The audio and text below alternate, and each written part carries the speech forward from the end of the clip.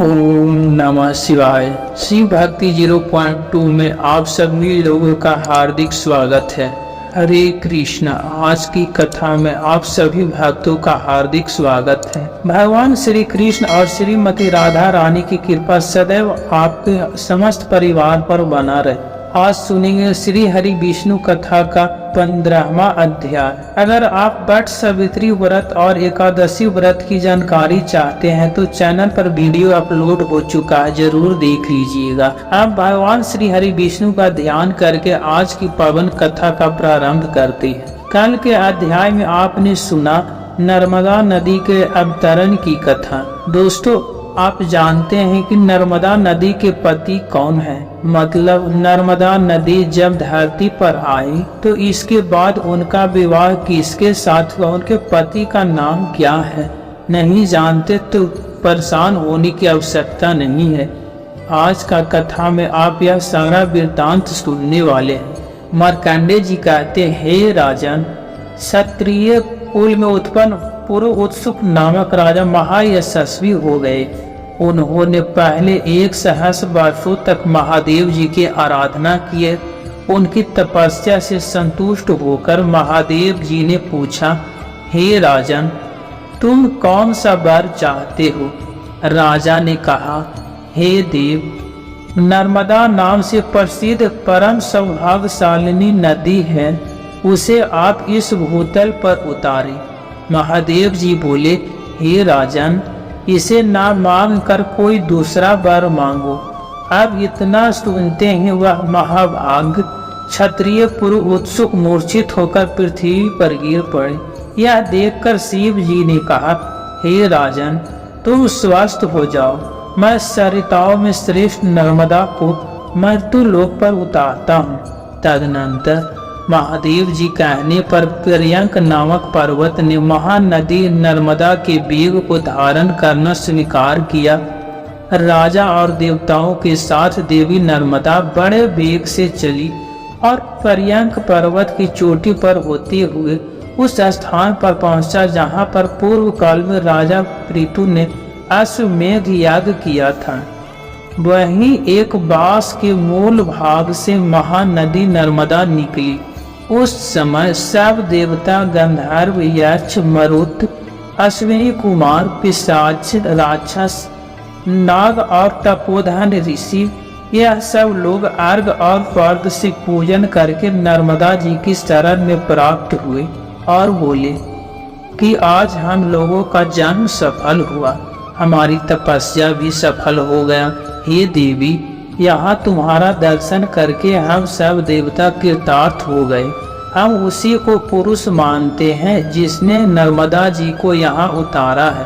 हे नर्मदे, तुम अपने हाथ से देवताओं का स्पर्श करो जिससे हम सब लोग पवित्र हो जाएं।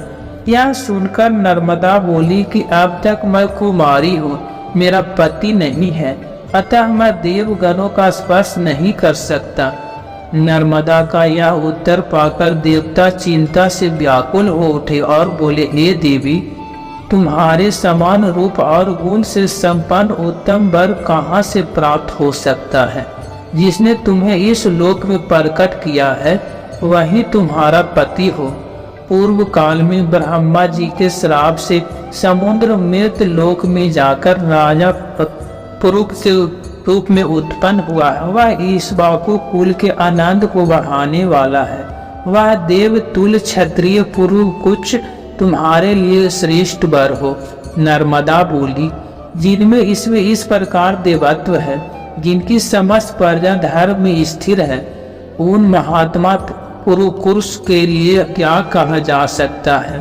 स्वामी ब्रह्मा जी मानस पुत्र जिस प्रकार धर्मनिष्ठ बताए गए हैं, उसी प्रकार यह पुरुष उत्सुक भी सब धर्मों के पालन में तत्पर है।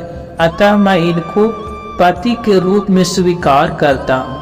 तब राजा पुरुष उत्सुक बोले, हे नर्मदे, तुम देव कन्या हो, मुझ पर कृपा करो जिससे मेरे पितर स्वर्ग को जाए और मेरा भी महान यश हो। नर्मदा ने कहा, हे राजेंद्र, ऐसा ही होगा। आप मुझसे जो जो चाहते हैं वह सब मेरे प्रसाद से आपको प्राप्त होगा। ऐसा कहकर देवी नर्मदा पर्यंक पर्वत से निकलकर पश्चिम दिशा की ओर चली गई। वह धनुष से छूटे हुए बाण की भांति पृथ्वी को विदीर्ण करते हुए और पर्वत शिखरों को तोड़ती फोड़ती बड़े वेग के साथ चली जा रही थी। उस समय विंध्य पर्वत के प्रदेश में वह जहाँ जहाँ गया वहाँ स्नान किया जाता है। वहाँ तीर्थ वर्जित स्थान में भी स्नान करने पर शास्त्रों गंगा के फल प्राप्त होता है। तदनंतर वेदज्ञ ऋषियों ने सुख का विस्तार करने वाली लोक पावनी महादेवी नर्मदा का स्तवन किया। वेद धर्म के मूल है, स्मृतियाँ फूल और फल है। अग्निहोत्र पारायण पूर्ण आत्मा द्विज उस फल का उपभोग करते हैं, परंतु वेदहीन नर्मदा को स्वर्ग की सीढ़ी समझकर उसका सेवन करते हैं। जहाँ जहाँ भगवान शिव के शुभ मंदिर के समीप पुण्यमयी नर्मदा विद्यमान है, वहाँ नर्मदा नदी के स्नान का फल 1,00,000 गंगा स्नान के समान होता है। अग्निहोत्र से जो पुण्य होता है और पितरों के श्राद्ध से जो फल प्राप्त होता है, वह सब नर्मदा के जल से ही उपलब्ध हो जाता है। नर्मदा के नाम का कीर्तन करना और उसका संगम तीर्थ में दान देना, इसके समान कोई दूसरा कोई वस्तु नहीं है। जो बुद्धिमान प्रातः काल उठकर नर्मदा नदी का स्नान करते हैं, उनका पहले जन्म का और इस जन्म का किया हुआ पाप नष्ट हो जाता है। कोई भी मनुष्य यदि नर्मदा में जहाँ कहीं भी स्नान कर लेता है, उसका किया हुआ 100 जन्मों का पाप तत्काल ही नष्ट हो जाता है। जो नर्मदा के तट पर वीरतु को प्राप्त होता है, वह भगवान शंकर के स्वरूप को प्राप्त होता है। जहाँ नर्मदा नहीं है, वहाँ पापों का प्रायश्चित करने की प्रेरणा किया जाता है, परंतु नर्मदा जल प्राप्त होने पर तो प्रायश्चित की आवश्यकता ही नहीं रह जाता। विंध्यगिरि पर्वत के 8 मानस पुत्र बताए गए हैं, जिनमें पर्यंक प्रथम है। उसे सब पर्वतों में श्रेष्ठ जानना चाहिए।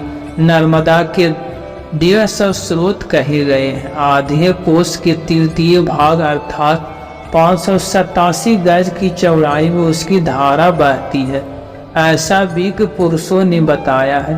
हे युधिष्ठिर, परमेश्वरी नर्मदा ने देवताओं और मनुष्यों के हित के लिए स्वयं ही अपने आप को धारण किया है। वे समस्त सरिताओं में श्रेष्ठ हैं और संपूर्ण जगत को तारने के लिए यहाँ अवतरण हुई है। उनके तट पर स्वर्ग और मोक्ष दोनों ही स्थिर है। मार्कंडेय जी आगे कहते हैं, नर्मदा के उत्तर अनंतपुर नामक एक स्थान है, जहाँ सब पापों का हरण करने वाला अनंत सिद्धि नामक लिंग है। उस अनंतपुर में ही सरवंती कुवेर्थी, धन तीर्थ, मणिभद्र तीर्थ और यज्ञ तीर्थ हैं, जो परम पवित्र सर्वलोक प्रसिद्ध हैं, मनोवांछित फल देने वाले तथा मोक्षदायक हैं। वहीं ऋषियों के परम पवित्र आश्रम भी है, जो सर्वदेव में एवं शुभ है, जहाँ सवर्णी, कौशिक, आश्मर्षक, साकल्य, कुशा, कर्ण, सर्वभंग, अग्निगर्भ यह तथा और भी बहुत से उत्तम व्रत का पालन करने वाले महर्षि रहे थे, जो तपस्या करके इस नर्मदा तीर्थ के महात्म्य से स्वर्ग लोक को प्राप्त हुए हैं।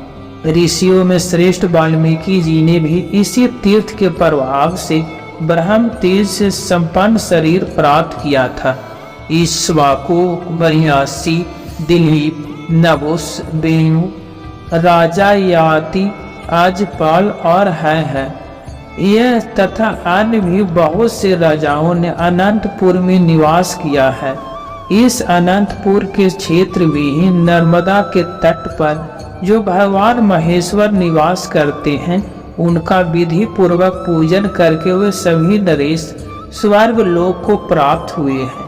अनंतपुर में सप्तर्षि तीर्थ, सप्त स्वार्थ तीर्थ, अमर्त संभव लिंग, अरण्यकेश्वर लिंग, अघाघनाथ तीर्थ, कलवश साफ तीर्थ, पंच ब्रह्म तीर्थ, सहस्रेश महादेव, 12 तीर्थ, 52 तीर्थ, यम तीर्थ, सौरभंग तीर्थ, सहस्त्रामेघ तीर्थ, हिरण्य गर्भ तीर्थ, सावित्री तीर्थ और चतुर्वेद तीर्थ। ये सभी तीर्थ संपूर्ण लोकों को पवित्र करने वाले और श्रेष्ठ हैं।